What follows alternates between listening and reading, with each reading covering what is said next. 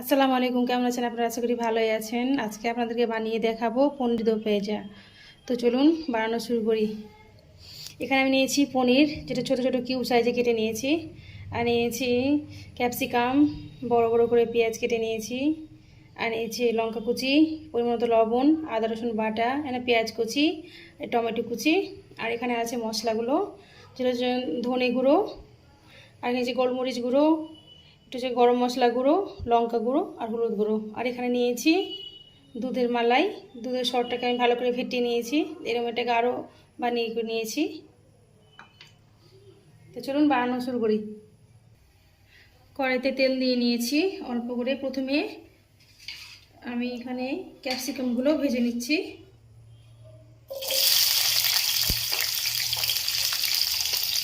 আর দিয়ে দিচ্ছি পেঁয়াজ, বড় বড় সাইজের পেঁয়াজ কেটে নিয়েছি।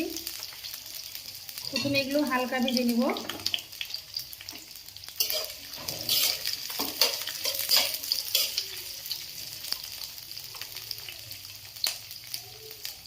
দিয়ে দিচ্ছি অল্প লবণ। এগুলো হালকা ভাজবো,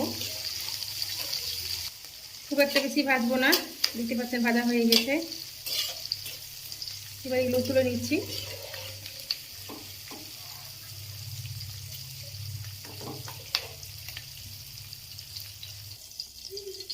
এবার এর মধ্যে দিয়ে দিচ্ছি কেটে রাখা পনির।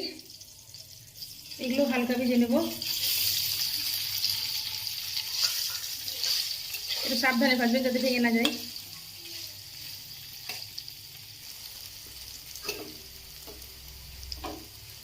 পনিরগুলো ভাজা হয়ে গেছে, না যায়।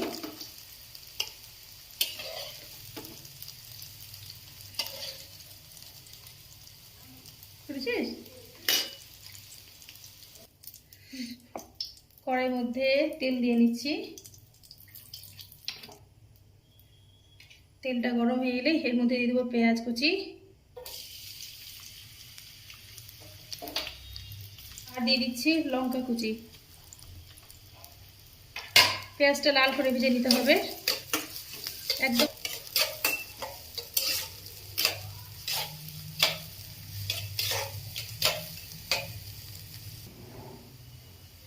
পেঁয়াজটা ভাজা হয়ে গেছে। এবার এর মধ্যে দিয়ে দিচ্ছি টমেটো কুচি।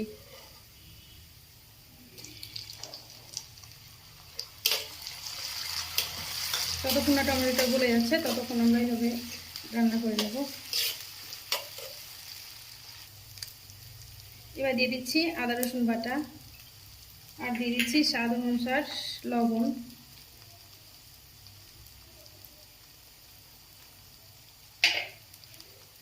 ভালো করে এটা ধুয়ে নিচ্ছি।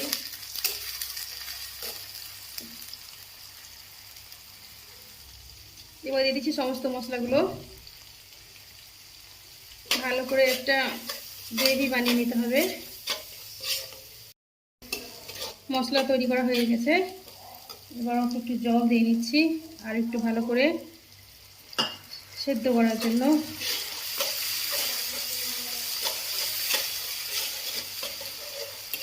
দেখতে পাচ্ছেন কিছু তেল ছেড়েছে।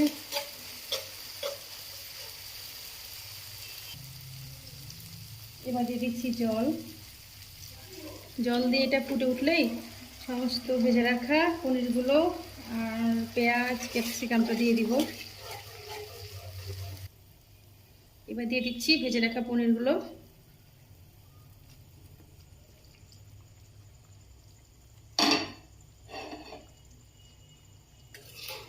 হালকাভাবে একটু নাড়িয়ে দিচ্ছি।